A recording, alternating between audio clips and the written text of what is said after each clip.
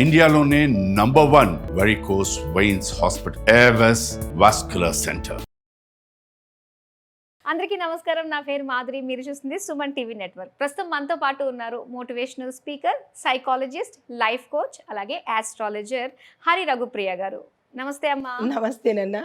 అమ్మ, ప్రెసెంట్ ఇప్పుడు బాగా ట్రెండింగ్ అవుతుంది ఏంటంటే సోషల్ మీడియాలో ఈ వరలక్ష్మి వ్రతాలు, శ్రావణ శుక్రవారాలు, హంగులు, ఆర్భాటాలతో సెలబ్రేట్ చేసుకుంటున్న సో కాల్ సెలబ్రిటీస్ ఎవరైతే ఉన్నారో వాళ్ళది హవా నడుస్తుంది సోషల్ మీడియా అంతా. అయితే అమ్మ, ఒక డౌట్ ఏంటంటే ఇప్పుడు పెళ్ళైన ఆడవాళ్ళు మాత్రమే వరలక్ష్మి వ్రతం చేసుకోవాలి అని కొన్ని సంవత్సరాలుగా శాస్త్రాల్లో ఉన్నవి చేసుకుంటూ వస్తున్నాము. కానీ ఈ మధ్య మనం చూసుకున్నట్లయితే విచ్చలవిడితనం పెరిగిపోతుంది మనకి. పెళ్ళిళ్ళు కాకుండానే సహజీవనాలు అన్న దాంట్లో మనం ఉన్నాం కాబట్టి ఈవెన్ వ్రతాలు కూడా అలా చేసేసుకుంటున్నారు. అసలు ఏంటంటారు, చేసుకోవచ్చా? అసలు ఎక్కడైనా అర్థం ఉన్నదా నాన్న? మనకి పురాణంలో పార్వతీ అమ్మవారు శివుడికి ఏమని అడిగింది? పెళ్ళైన స్త్రీలు చేసుకోవడానికి వాళ్ళ భర్త ఆయుష్, ఐశ్వర్యము, శ్రేయస్సు, సంతానము, వృద్ధి కలగడం కోసం ఏదైనా చెప్పండి నాథా అంటే, ఇక్కడ వీళ్ళు ఏం చేస్తున్నారు? పెళ్ళైన వాళ్ళు, పెళ్ళి కాని వాళ్ళు, ఆ పెళ్ళిళ్ళలో ఇంకా విపరీతమైన పెళ్ళిళ్ళు. నిజంగా చెప్పాలంటే మొదటిసారి చేసుకున్న భార్య కానీ భర్త కానీ వాళ్ళకి మాత్రమే అర్హత ఉంటుంది.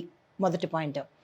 పెళ్ళి కాని వాళ్ళు చేసుకుంటారు అంటే వాళ్ళంతా వాళ్ళు చేసుకోకపోయినా పక్కన కూర్చుని చేసుకుంటారు. కన్యలు కూడా చేసుకుంటారు.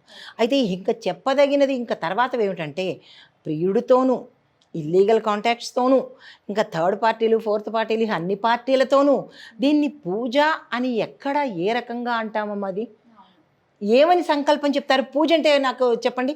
సంకల్పం చెప్తాం. మన ధర్మపత్ని సమేత సహకుటుంబానం క్షేమస్థైర్య విజయ ఆయురారోగ్య ఐశ్వర్యాభివృద్ధ్యర్థం అని కదా మనం సంకల్పం చెప్పుకుంటాం. మరి ఇక్కడ ధర్మం ఏది? పత్ని ఏది?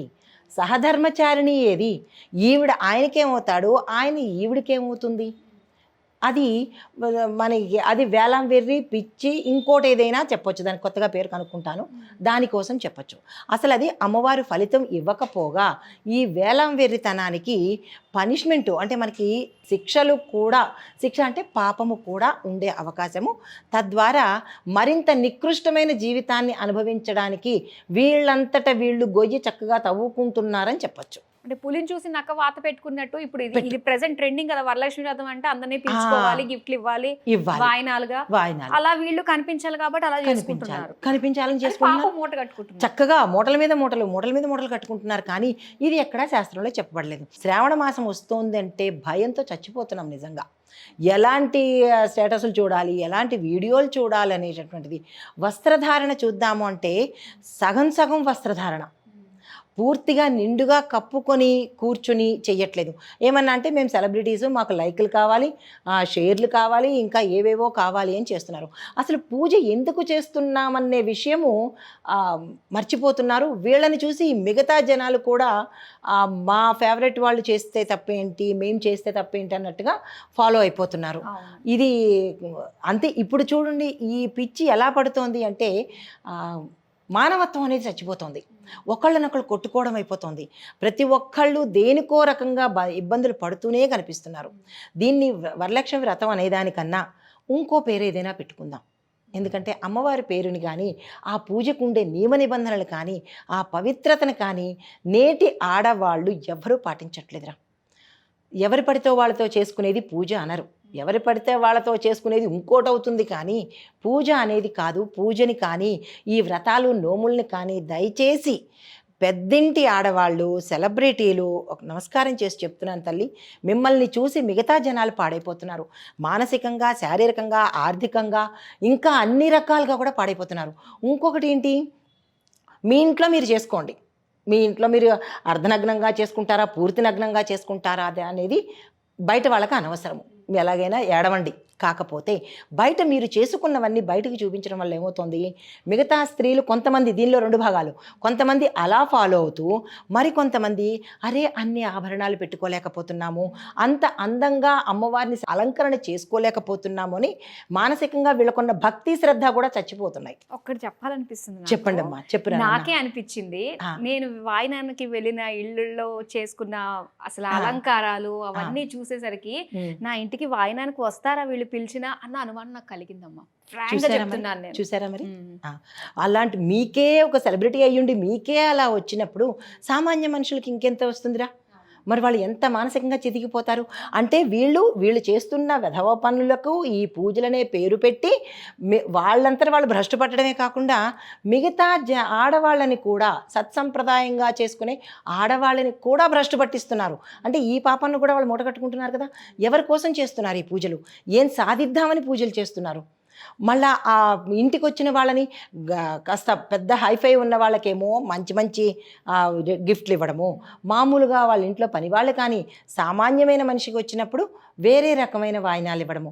అసలు ఏం ఆశించి చేస్తున్నారు అనేది ఈ సెలబ్రిటీ మహిళలు కానీ బాగా డబ్బు మదంతో ఉన్న మహిళలు కానీ ఏం ఆశించి చేస్తున్నారు?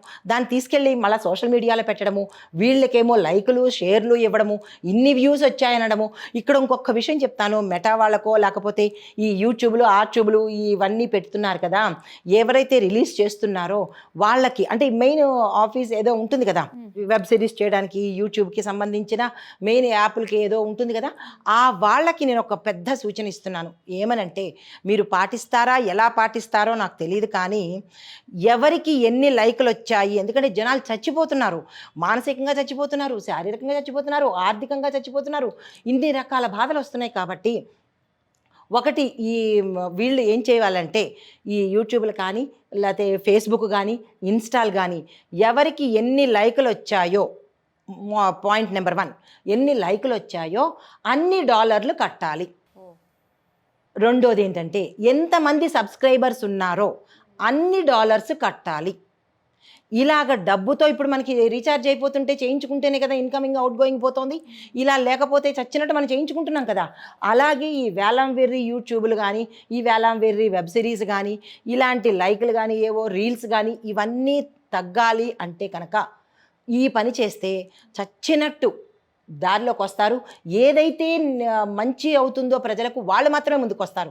ఎందుకు? ప్రజలకు మంచి చెప్పాలని కూడా ఈ మాధ్యమాన్ని ఉపయోగించుకుంటున్నారు. వాళ్ళు మాత్రమే డబ్బు కట్టైనా ముందుకు వస్తారు. అవును. ఇంకొకటి, డబ్బు కట్టలేకపోయినా కూడా ఇంకోటి చేయొచ్చు. ఇలాంటి వెబ్ సిరీస్ ఏవొచ్చినా ఇలాంటి రీల్స్ ఏవైనా వచ్చినా యూట్యూబ్లో పెట్టకుండా అక్కడే కట్ చేసేసి యు ఆర్ డిస్మిస్డ్ అనో యు ఆర్ డిలీటెడ్ అనో సంథింగ్ ఏదో మెసేజ్ మెయిల్ ద్వారా పంపిస్తే వీళ్ళందరికీ తిక్క కుదురుతుంది. అసలు వీళ్ళని చూసి చిన్నపిల్లలు పాడైపోతున్నారమ్మా. తల్లుల్ని చంపుకోవడాలు, తల్లుల్ని నరుక్కోవడాలు, భార్య భర్తను నరుక్కోవడాలు, అసలు ఎటు వెళ్ళిపోతున్నాము?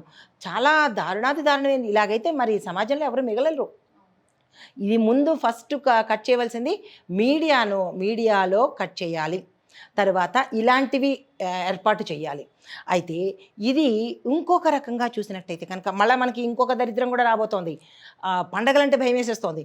మా ఇంట్లో వినాయకుడు, మీ ఇంట్లో వినాయకుడు అని చెప్పి అక్కడ అలంకరణలు చేసేసి అసలు చాలా బీభత్సంగా తయారవుతున్నారు. నాకు ఒక డౌట్, ఇప్పుడు అలంకారాలు ఇవన్నీ చేస్తేనే అమ్మవారు మనల్ని అంటే కరుణిస్తుందా, లేదంటే లేదా, చెయ్యదా అమ్మవారు మనల్ని? అసలు ఎక్కడైనా అమ్మవారి ప్రస్తావన వచ్చిందిరా? గుప్పెడు ఇది పెట్టండి, వడపప్పు పెట్టండి, ఒక చిన్న ముంతడు పానకం పెట్టండి చాలు. ఆ తల్లి చూడలేనివా ఈ మీరు చేసేవన్నీ? పోనీ కష్టపడి చేస్తోందా ఇల్లాలు? ఆ సెలబ్రిటీ మహా ఇల్లాలు ఏమైనా కష్టపడి వండి పొద్దున పూటే చేస్తోందా? ఎక్కడి నుంచో ఆర్డర్లు పెట్టి తెచ్చిస్తున్నది, తిరిగి తీసుకొచ్చి అన్ని పళ్ళాల్లోనూ అంగరంగంగా చూపిస్తున్నప్పుడు ఆ నైవేద్యాలు ఎందుకు తింటుంది ఆవిడ? అంటే వాళ్ళు తినాలని పెట్టడం లేదు, మేము మా ఇంట్లో ఇంత అందంగా పెట్టుకున్నాము, ఇన్ని పెట్టుకున్నాము అని చెప్పడం కోసం, లైకుల కోసము, యూట్యూబ్ల కోసము, లేదా వీటి కోసమే చేస్తున్నారు. కానీ నిజంగా తల్లి తినడం కోసం ఎవరైనా చేస్తారా? ఎవరూ చేయట్లేదు. ఆ తల్లి తినదు. ఈ పూజ నిష్ఫలము, ఇంటికి అష్టదరిద్రాలు పట్టుకుంటాయి. ఏ శాస్త్రమైనా చూసుకోండి, ఎక్కడైనా చూడండి, ఇలాగెవరూ చెప్పలేదు. అతి సామాన్యంగా భక్తి శ్రద్ధతో చక్కని కాటను బట్ట కానీ పట్టుబట్ట కానీ నిండుగా కప్పుకొని భర్త పిల్లలతో చేసుకోమని చెప్పారు కానీ ప్రియుళ్లతోనూ అడ్డమైన వాళ్ళతోనూ చేసుకోమని చెప్పలేదురా ఎక్కడాను. భ్రష్టు పట్టించేస్తున్నారు. ఈ రాఖీలు కూడా ఇంకొకటి విషయం, ఇంకో దరిద్రం కూడా చూసాం మనం. రాఖీలు ఎవడు కనబడితే వాడికి రాఖీలు కట్టేయడమే. భర్తకు భార్య, భార్యకు భర్త. ఇది కూడా ఉందా? ఇది కూడా ఉంది. అదే అది అష్టదరిద్రాల్లో ఇదొక దరిద్రం అనమాట. అది అసలు అన్నదమ్ముల కోసము శ్రీకృష్ణుడు ద్రౌపది తల్లి కోసము కట్టించుకున్నది కానీ ప్రతి అడ్డమైన వాళ్ళకి కట్టేయమని ఎక్కడ రాఖీకి తాళీకి ఎక్కడ విలువ లేదురా. చాలా నాశనం అయిపోతున్నారు. మరి అది ఎక్కడ ఎవరు ముందు మొదలుపెట్టారో ఈ వైరస్ అనేది తెలియట్లేదు, కానీ తీయడం మొదలు పెడుతుంటే చాలా దరిద్రం అయిపోతుంది. రాఖీలు కట్టడం కూడా ఎవరు పడితే వాళ్ళకే, భర్త భార్య సొంతాన్న కాదు, డబ్బుల కోసం అనమాట. నువ్వెంత ఇస్తావు, నాకేమిస్తావు అని కనపడిన వాళ్ళకి అన్నాన్ని పిలిచిన వెంటనే కట్టేయడమే. నిజంగా వాడు కాపాడేస్తాడా, నిజంగా వీడు కాపాడబడిపోతుందా అంటే ఎట్లా ఉందంటే మన ధర్మాన్ని నెక్స్ట్ జనరేషన్కి తప్పుదోవ పట్టిస్తున్నారు. ఇప్పుడు ఇలాగా అర్ధనగ్నంగా చేసుకున్న పూజలు రేపొద్దున పిల్లలు చూసి ఓ మా అమ్మ ఇలా చేసింది మేము కూడా ఇలా చేయొచ్చేమో అని వాళ్ళ పిల్లలే వాళ్ళ ఇంట్లో భవిష్యత్ తరాలకి మనం నేర్పిస్తున్నట్టు అవుతుంది. కాబట్టి ఇలాంటివి ఏవైనా చేస్తే మీడియా వాళ్ళు దీన్ని కట్ చేయాలి. అలాంటిది వెయ్యకుండా కొంత మనం కంట్రోల్ చేసినట్టయితే నెక్స్ట్ జనరేషన్ కాపాడబడతారు. తర్వాత ఇంకొకటి, ఈ మీడియాల ప్రభావం ఎంత ఎక్కువైతే ఉందో సమాజ ప్రభావం కూడా అంతే ఎక్కువగా ఉంది. అలాంటి ఆవిడ చేత, అంటే డబ్బు ఉంది కదా, ఆవిడ ఎవరితో కలిసి పూజ చేసుకున్నా పర్లేదు, మనం వాయనానికి ఎగేసుకు వెళ్ళిపోవడమే. అవును అవును, అది వాయనం ఎలా అవుతుంది, అమ్మవారి రూపం ఎక్కడవుతుంది. కాబట్టి అలాంటి వాళ్ళ ఇళ్ళకి వెళ్ళకపోవడం కూడా మామూలు స్త్రీలు కనుక చేసినట్టయితే వాళ్ళకి బుద్ధి వచ్చేటట్టుగా ఉంటుంది. నిజంగా ఈ వేలం వెరి తగ్గాలంటే ఎవరికి వాళ్ళు రియలైజ్ అవ్వాలి, మనం చేసింది పాపం కదా, తప్పు చేస్తున్నాం కదా అని. అప్పుడు దాకా ఇది మారమ్మా, ఎవరికి వాళ్ళు మారాల్సిందే. మీరు కన్వే చేసిన విషయాలన్నీ కూడా చాలా బాగున్నాయి. ప్రతి ఒక్కరు కూడా అవి తెలుసుకుని పాటిస్తే వాళ్ళకే మంచిది, వాళ్ళకి మంచిది, వాళ్ళ కుటుంబం క్షేమంగా ఉంటుంది. చాలా మంచి విషయాలు మాకు తెలియజేసినందుకు ధన్యవాదాలు. నమస్తే నాన్న.